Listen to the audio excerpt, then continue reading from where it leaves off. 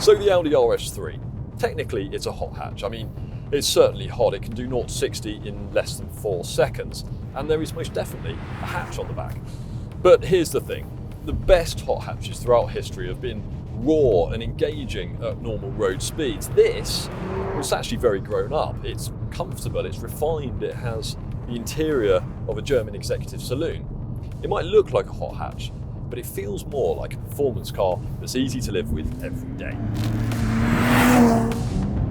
This definitely isn't a hot hatch. It's a coupe, and it's the BMW M240i. It's at least £8,000 cheaper than an RS3, but it's only a bit less powerful. So the question is, which of these cars combines performance with comfort and everyday usability the best? That is what we're going to find out in this review. But before we start, if you want to see lots more reviews like this, then subscribe to our channel. And if you want a great deal on a hot hatch or a coupe or any other new car, then just click on the link, look in our description below, or just go to whatcar.com.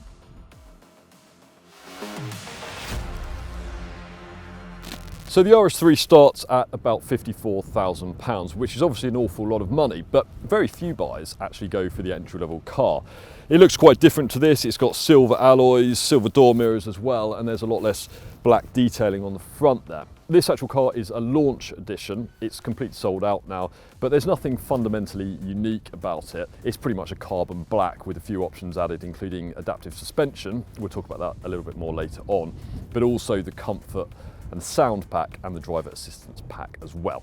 Total cost around £62,000, and that is before you've added this Python yellow paint. That costs £575, and if you want the saloon version of the RS3 rather than the hatchback that we've got here, that adds another £1,000 to the price.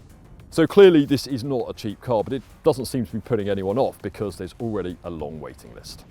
And you do get a lot of power. This 2.5 litre turbocharged petrol engine, very unusually these days, has 5 cylinders, and it pumps out 394 brake horsepower and 369 pound-foot of torque. The RS3 weighs 1,570 kilos, you get 4-wheel drive as standard, and it can do 0 to 62 in a claimed 3.8 seconds. The M240i is the current range-topping version of the new 2 Series coupe. Now there will be a more hardcore M2 eventually, but for now, this is the most powerful, the quickest 2 Series coupe that you can buy. It's only available in one trim, and this model that we've got here is fitted with a few optional extras, like adaptive suspension and also this Thunder Night metallic paint. Let's clear up some possible confusion over the 2 Series name. The old 2 Series coupe was a coupe version of the 1 Series of the time, but that isn't the case now, because you've got the 2 Series Grand Coupe, the 2 Series Active Tourer, and both of those cars are based on the current 1 Series, and all of those cars are on a front-wheel drive platform. But BMW wanted the 2 Series coupe to be rear-wheel drive, so this car is based on the 4 Series platform. So instead of being a coupe version of the 1 Series, this is actually more like a shrunken 4 Series. And okay, 5-cylinder engines are pretty rare, but 6-cylinder engines like this are also becoming a bit of an endangered species too. The 3-litre straight 6 has 369 brake horsepower, 369 pounds-foot of torque. The car weighs 1,690 kilograms. It's also 4-wheel drive, and the claimed 0 to 62 miles per hour time is 4.3 seconds. So what about the interiors? Well, although this car looks pretty leery on the outside, when you get in here, you could be sitting in an entry-level 1-litre petrol model, and I'm really not exaggerating. The only tiny clues are this little RS badge on the steering wheel, and there's also an RS logo embossed on the seat backs as well. Is that a problem? Not if you're looking for something conservative and understated, no.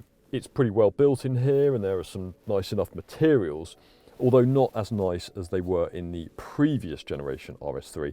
And that is something worth bearing in mind if you're thinking about upgrading. That car had an absolutely fantastic interior. The only slightly disappointing thing is that you can't liven things up a little bit. At least you can't if you're watching this in the UK. In some other markets, Audi offers an interior pack that brings body-coloured highlights here on the air vents, on the seats, and also on the steering wheel as well. You get a little 12 o'clock marker at the top here, and the rest of the rim is wrapped in Alcantara, but for some reason it's decided not to offer that to British buyers, which is a bit of a shame.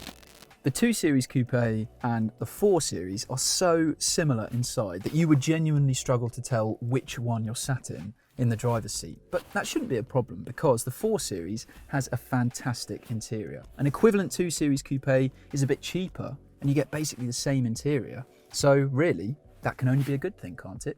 The negative might be that, yes, this is a very familiar layout and design that we've seen in lots of BMWs over the years, but that doesn't stop it from being very good. The reason the interior is so good is because you've got brilliant materials, you've got first-rate build quality, and an infotainment system that is one of the best out there. And the reason that's so good is because you can control it through the touchscreen itself, and it's very responsive, got a very simple layout, or you've got this rotary dial down here on the center console. So it means if you're parked up or if you're driving, it's very simple, very safe to operate all the functions on the infotainment system. It's certainly better than what you get in the RS3 because that's a touch screen and it's just much more confusing to use it on the move. The differences between these two interiors isn't huge, but in a few areas, like the quality of the materials, like the infotainment system, the 2 Series Coupe is better. Now we're comparing a hatchback with a coupe, so you're probably assuming there is no comparison for practicality. And in terms of catering for people sitting in the back, you'd be absolutely right. Adults can sit back here just fine really. I'm just over 6 foot tall, this seat in front is set up for my driving position and look, not too bad at all. And another bonus is that you get your own doors. Yes, this is a pretty clear defeat for the 2 Series Coupe. To get into the back, you need to open the front door and very slowly move this front seat forwards, and then when you are in the back, if you are an adult, you're not going to be that comfortable. I can't sit up straight, I have to hunch my back, otherwise my head is pressed right up against the roof lining and it generally just isn't very comfortable back here. There's only 2 seats in the back as well, so the front may be very similar to a 4 Series, but in the back a 4 Series does offer more room, especially more headroom than what you get in the 2 Series Coupe. But the practicality argument swings the other way when it comes to boot space. On the plus side, you do get this nice big hatchback opening, but the boot floor is quite high because of all the four-wheel drive stuff underneath, and that makes the load bay very shallow. You can fit just 4 of these under the parcel shelf. In the M240i, you can fit 6 suitcases in the back. Now, it is a saloon rather than a hatchback, so in that sense, it's a bit more restrictive. So if you're loading big, bulky items into the boot, it's going to be easier in the RS3. But in the M240i, the boot goes back a really long way, and for what is a rapid coupe, okay, it's not going to trouble a Skoda Superb estate in terms of practicality, but if you can live with this small opening, then it's really quite decent.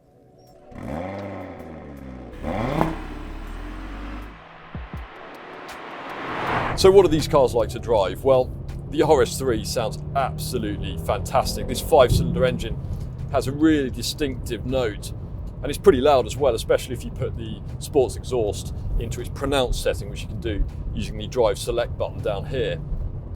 Now, we've said that it perhaps isn't as raw or engaging as the best hot hatches, but these things are relative, and this is certainly not a boring car to drive. And what it is incredibly capable. The amount of speed you carry along these mountain roads is quite breathtaking, really. And it has a neutral handling balance, but it isn't like some Audis of the past, which have been prone to understeer, which is where the nose of the car wants to run wide of your intended line if you carry a bit too much speed into corners.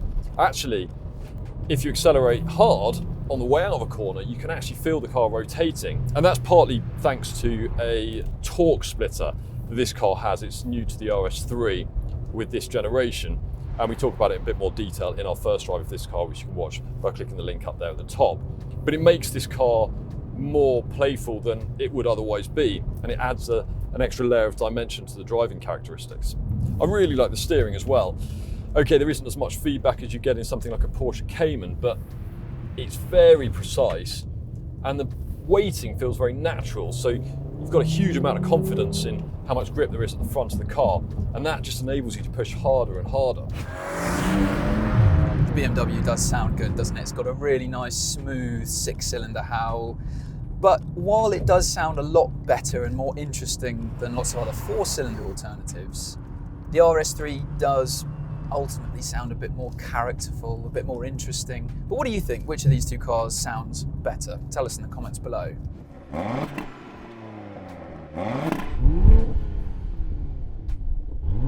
And it is also an example of one of many areas where these two cars are really quite close, and the differences between them are fairly marginal. For example, the steering. It's ultimately a bit better in the RS3 than it is in the M240i. In the BMW, it feels very sensitive 1 or 2 degrees either side of centre, but then beyond that, it kind of loses that sensitivity. And then it just means that you feel more confident in the RS3 to push on. But the steering is still good in this car. It just doesn't quite have the same level of precision as what you get in the RS3. Similarly, the RS3 offers a bit better body control.